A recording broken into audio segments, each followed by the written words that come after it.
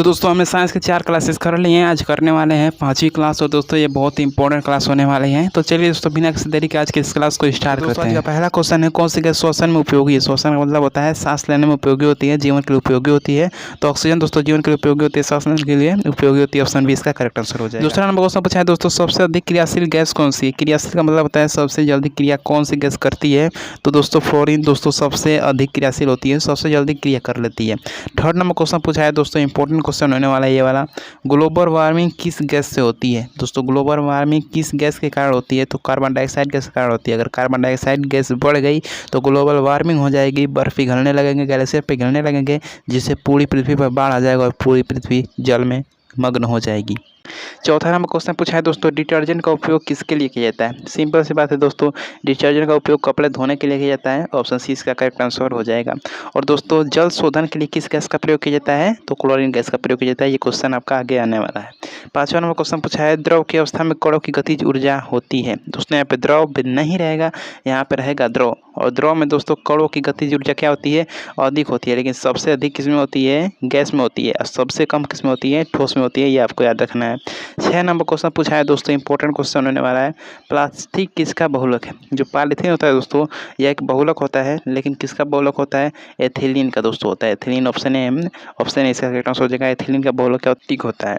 7वां number question पूछा है, कौन सा रासायनिक नींबू में पाया जाता है। दोस्तों रासायनिक यौगिक होता है एक, जो कहाँ पाया जाता है, नींबू में पाया जाता है। क्या नाम होता है उसका, तो साइट्रिक अम्ल। दोस्तों साइट्रिक अम्ल कहाँ पाया जाता है, नींबू पाया जाता है, खट्टे पदार्थ में पाया जाता है। और यह एक अम्ल होता है, क्योंकि नींबू में पाया जाने वाला जो भी यौगिक होता है, जो भी रासायनिक होता है, एक अम्ल ही होता है। 8वां नंबर क्वेश्चन पूछा है, सोडियम बाइकार्बोनेट को क्या कहते हैं। दोस्तों सोडियम बाइकार्बोनेट को कहा जाता है बेकिंग सोडा। देखिए बेकिंग सोडा ऑप्शन सी है करेक्ट आंसर हो जाएगा। और बेकिंग सोडा का दोस्तों खाने वाला सोडा भी कहा जाता है, खाने वाला सोडा भी कहा जाता है। ये भी आप याद रखिएगा, इंपॉर्टेंट हो। 9 नंबर क्वेश्चन पूछा है, कौन सा अम्ल सिरके में पाया जाता है। सिरके में दोस्तों एक अम्ल पाया जाता है एसिटिक अम्ल। ठीक है, ऑप्शन सी इसका करेक्ट हो जाएगा। एसिटिक अम्ल का सूत्र होता है दोस्तों CH3COOH। CH3COOH इसका सूत्र होता है एसिटिक अम्ल का, और ये कहाँ पाया जाता है, सिरके में पाया जाता है। 10वां नंबर क्वेश्चन पूछा है दोस्तों, LPG में मुख्य रूप से कौन सी गैस पाई जाती है। दोस्तों LPG का फुल फॉर्म होता है liquid petroleum gas, liquid petroleum gas. और इसमें एक गैस पाई जाती है, कौन सी गैस पाई जाती है, तो मेथेन और प्रोपेन पाई जाती है। प्रोपेन और ब्यूटेन पाई जाती है। ऑप्शन ए इसका करेक्ट आंसर हो जाएगा। दोस्तों 11 नंबर क्वेश्चन पूछा है, इंपॉर्टेंट क्वेश्चन होने वाला है। ठीक है, तो ब्लीचिंग पाउडर का दोस्तों रासायनिक नाम पूछा है आपसे। दोस्तों ब्लीचिंग पाउडर का रासायनिक नाम होता है, आपका सूत्र होता है CaOCl2। ऑप्शन सी इसका करेक्ट आंसर हो जाएगा। और ऑप्शन ए है दोस्तों कैल्शियम कार्बोनेट। इसका रासायनिक नाम क्या हो जाएगा, कैल्शियम कार्बोनेट। संगमरमर का सूत्र होता है। दूसरा है दोस्तों CaOOH2। दोस्तों इसका रासायनिक नाम कहेंगे तो इसका हो जाएगा कैल्शियम हाइड्रोक्साइड। और लास्ट वाले का हो जाएगा कैल्शियम सल्फेट। ठीक है, तो इसको आप याद रखिएगा, इंपॉर्टेंट है एग्जाम की दृष्टि से। 12 नंबर क्वेश्चन पूछा है, बर्फ गलने पर कौन सी प्रक्रिया होती है। दोस्तों अगर बर्फ गलेगा तो गलन अभिक्रिया होगी, मेल्टिंग होगी। तो ऑप्शन सी इसका करेक्ट आंसर हो जाएगा। गलन अभिक्रिया कहलाती है, मेल्टिंग कहलाती है। इंग्लिश भी आपको याद रखना है। 13वां नंबर क्वेश्चन पूछा है, द्रव को गैस में बदलने की प्रक्रिया को क्या कहते हैं। दोस्तों यहाँ पर आप ध्यान दीजिएगा, कोई मान लीजिए ठोस है और कोई द्रव है, कोई गैस है। ठीक है, अगर कोई ठोस द्रव में बदलेगी, अगर कोई ठोस है अगर द्रव में बदल रही है तो उसको गलन अभिक्रिया कहा जाएगा। लेकिन कोई द्रव है अगर गैस में बदल रही है तो उसको वाष्पीकरण कहा जाएगा। इसका उल्टा देखिए, अगर कोई गैस द्रव में बदल रही है, अगर गैस कोई है अगर वो द्रव में बदल रही है तो उसको संघनन कहा जाएगा। लेकिन कोई गैस अगर दोस्तों ठोस में बदल रही है तो उसको जमना अभिक्रिया कहते हैं, यानी कि वो जम रही है। दोस्तों ये जो टॉपिक है, ये जो आपके ट्रिक है, इसको याद रखिएगा, कहीं ना कहीं आपको ये इसका यूज देखने को जरूर मिलेगा। तो दोस्तों यहाँ पे क्वेश्चन पूछा है कि द्रव को गैस में बदलने की प्रक्रिया, यानी कि जब ठोस से कहाँ बदलेगा, गैस में, यानी कि द्रव से कहाँ बदलेगा, गैस में। तो गैस में दोस्तों बदलेगा तो कौन सी प्रक्रिया होगी, वाष्पीकरण होगी। तो ऑप्शन बी इसका करेक्ट आंसर हो जाएगा, वाष्पीकरण प्रक्रिया हो जाएगी। 14 नंबर क्वेश्चन पूछा है, श्वसन की प्रक्रिया के लिए कौन सी गैस छोड़ी जाती है। दोस्तों छोड़ी जाती है मतलब श्वसन की प्रक्रिया में कौन सी गैस ग्रहण की जाती है, तो ऑक्सीजन।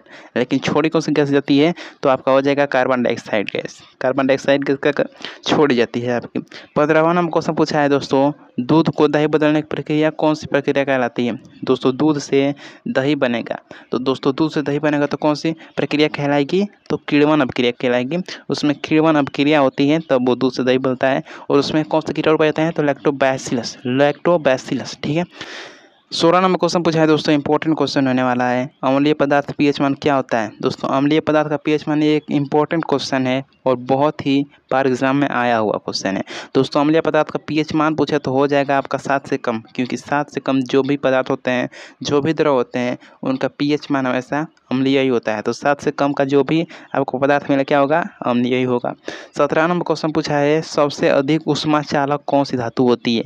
दोस्तों सबसे अधिक ऊष्मा चालक यानी कि उसमें ऊष्मा सभी पदार्थों से, सभी तत्वों से अधिक चालक होती है, अधिक चलती है।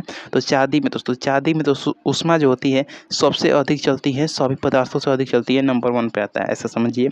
18 नंबर क्वेश्चन पूछा है दोस्तों, कौन सी गैस वायुमंडल की सर्वाधिक पाई जाती है? वायुमंडल में जिसकी मात्रा बहुत ही अधिक है, सभी गैसों से अधिक किसकी मात्रा है? तो आपकी नाइट्रोजन गैस की मात्रा है। कितनी है? तो 78% है, 78% है। और जीवन के लिए आवश्यक गैस ऑक्सीजन, इसकी मात्रा हो जाएगी आपकी 21%, और बाकी की गैसें भी इसमें पाई जाती हैं। 19 नंबर क्वेश्चन पूछा है दोस्तों, आवर्त सारणी में कुल कितने समूह होते हैं? यहाँ पे 18 नहीं रहेगा दोस्तों, 19 रहेगा। चलिए कुछ भी हो, 19 ही रहने दीजिए। आवर्त सारणी में कुल कितने समूह होते हैं? दोस्तों आवर्त सारणी में टोटल समूह संख्या होती है 18। ऑप्शन बी से करेक्ट आंसर हो जाएगा। 19 नंबर क्वेश्चन हो गया दोस्तों, 20 नंबर क्वेश्चन है। चलिए आपको आज 21 क्वेश्चन करा दे रहे हैं। 19 ही इसको रहने दिए, 19 है तो 19 रहने दिए, क्या काटे।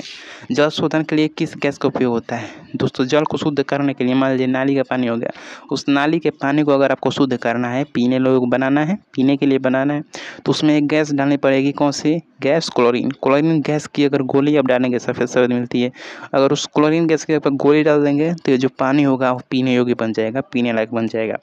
20 नंबर क्वेश्चन दोस्तों पूछा है, गैस को द्रव में बदलने की प्रक्रिया क्या कहलाती है? दोस्तों गैसों को द्रव में बदलने की प्रक्रिया आप पीछे हम करके आए हैं, द्रव से गैस करके आए हैं, लेकिन यहाँ पे उल्टा पूछ दिया है। गैसों को द्रव में बदलने की प्रक्रिया दोस्तों संघनन कहलाती है। अगर गैस से द्रव में अगर बदल रहे हैं तो संघनन कहलाएगी, लेकिन द्रव से अगर ठोस में बदल रहे हैं तो उसको जमाएंगे तो बर्फ बनेगा, यानी कि उसको जमना अभिक्रिया बोलेंगे, ऐसे समझिए। तो दोस्तों आज क्वेश्चन इंपॉर्टेंट है, बहुत ही इंपॉर्टेंट आज की क्लास भी थी। तो अगर वीडियो अच्छी लगी हो तो वीडियो को लाइक कर दीजिएगा, शेयर भी जरूर कीजिएगा, क्योंकि ज्ञान बांटने से ही बढ़ता है। तो चलिए आपसे मिलते हैं नेक्स्ट वीडियो में करंट अफेयर्स के साथ। चलिए लाइक करते हैं, चलिए वीडियो को।